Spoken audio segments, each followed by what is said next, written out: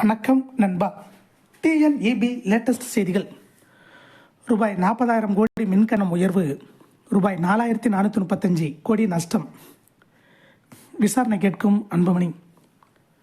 ரூபாய் 40,000 கோடி மின்கட்டணம் உயர்த்தியும் ரூபாய் 4,435 கோடி நஷ்டத்தில் மின்வாரியம் இயங்குவது ஏன் என்பது குறித்து விசாரணை நடத்த ஆணையிட வேண்டும் என்று பாட்டாளி மக்கள் கட்சி தலைவர் அன்புமணி வலியுறுத்தியுள்ளார். 2023-24 ஆண்டில் தமிழ்நாடு மின்சார வாரியம் ரூபாய் 4,435 கோடி இழப்பை சந்தித்து இருப்பதாக வெளியாகியுள்ள செய்திகள் அதிர்ச்சி அளிக்கின்றன. தமிழகத்தில் கடந்த 3 ஆண்டுகளாக தொடர்ந்து மின்சார கட்டணம் உயர்த்தப்பட்டு வரும் நிலையில் மின்சார வாரியம் லாபம் ஈட்டும் நிலையை எட்டாதது ஏன் என்ற வினா மக்களின் மனங்களில் எதிரொலிக்கிறது. தமிழகத்தில் மின் கட்டணம் உயர்த்தப்படுவதற்கு முன் கடந்த 2021-22 ஆண்டில் மின்சார வாரியத்தின் வருவாய் சுமார் ரூபாய் 54,000 கோடியாக இருந்தது. அப்போது மின் வாரியத்தின் இழப்பு சுமார் ரூபாய் 9,000 கோடி இருந்தது. 2022 ஆண்டு செப்டம்பர் மாதம் மின் கட்டணம் 30% மேலாக உயர்த்தப்பட்டதன் காரணமாக ஆண்டுக்கு சுமார் ரூபாய் 31,500 கோடி கூடுதல் வருவாய் கிடைத்தது.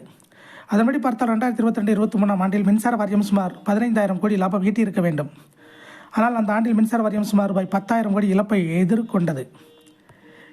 2023-24 ஆண்டில் வணிக இணைப்புகளுக்கு மட்டும் ரூபாய் 2.18% மின் கட்டணம் உயர்த்தப்பட்டது.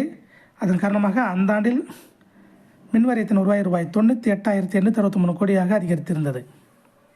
இது 2021-22 ஆண்டின் வருவாயை விட சுமார் ரூபாய் 40,000 கோடி அதிகமாகும். அதனால் அந்த ஆண்டிலாவது மின் வாரியம் இழப்புகளை தவிர்த்து லாபம் ஈட்டி இருக்க வேண்டும்.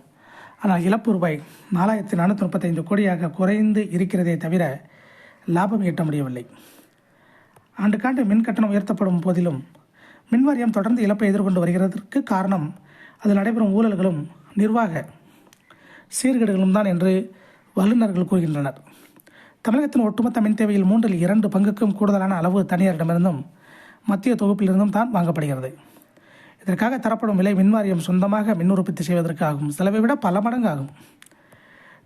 தமிழக ஆட்சியாளர்கள் தமிழகத்தில் சொந்த மின் உற்பத்தியை அதிகரிக்காமல் தனியாரிடமிருந்து அதிக விலைக்கு மின்சாரம் வாங்குவதற்கான காரணம் என்னவென்பது அனைவரும் அறிந்ததே.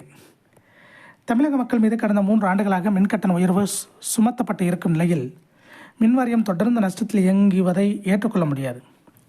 மின்கட்டணம் உயர்த்தப்பட்ட பிறகு மின் வாரியம் தொடர்ந்து நஷ்டத்தில் இயங்குவது ஏன் என்பது குறித்து விசாரணை நடத்த ஆணையிட வேண்டும். இவ்வாறு அவர் கூறியுள்ளார். இதை போன்ற டிஎன்இபி அப்டேட்டுகளை தெரிந்து கொள்ள நம்ம சேனலை சப்ஸ்கிரைப் பண்ணுங்கள், ஷேர் பண்ணுங்கள், லைக் பண்ணுங்கள். நன்றி, வணக்கம்.